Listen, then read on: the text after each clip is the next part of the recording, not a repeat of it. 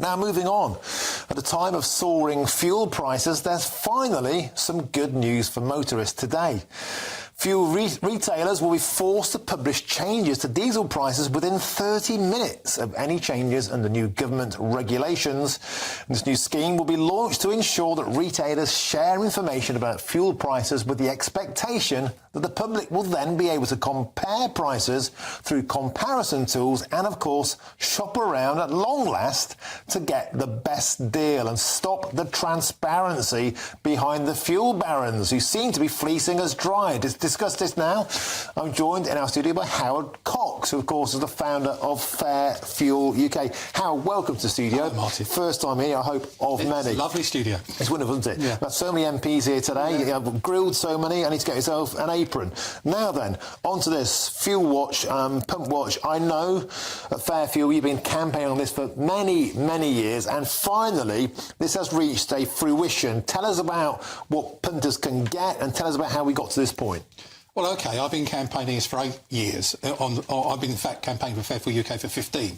But for getting Pump Watch, because there's been opportunistic profiteering for years and years. Everyone who drives a car knows they can never understand how the hell petrol and diesel prices arrived at. What is the formula? No one seems to know.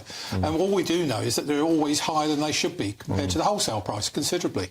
And let me give you an example.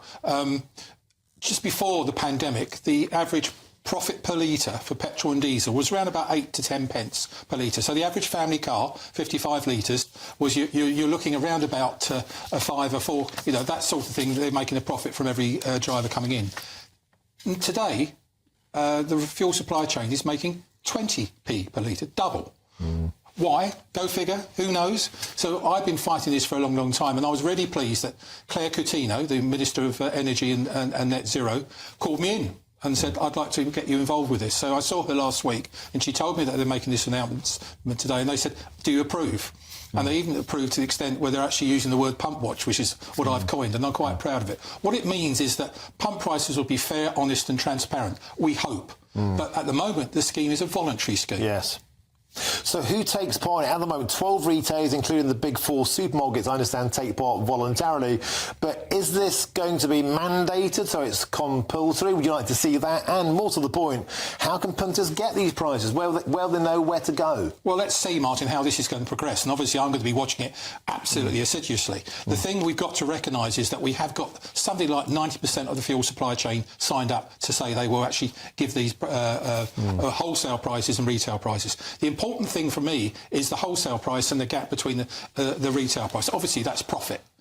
I want them to make a healthy profit, but not by fleecing drivers in a cost of living crisis. And they've been doing this willy-nilly, unchecked, for years and years and years. This scheme, Pump Watch, the government have promised me that they will actually make this work and they'll be sitting on top of these people to make sure they do it. If they don't, it won't become voluntary, it'll become mandatory. And in a perfect world, it'd be an app on your phone. You can literally go, beep, I'm here, here's the nearest cheapest pump to you. We'd all like to see that. Howard, a great victory. Do you think this is finally a ray of sunlight for the beleaguered motorist who seems to be just the most whipped and milked dry? Absolutely right. There are 37 million in this country who drive, and something like 65% have no choice but to use their vehicle. And don't forget, it's not long, it's only on March the 2nd, we've got a budget.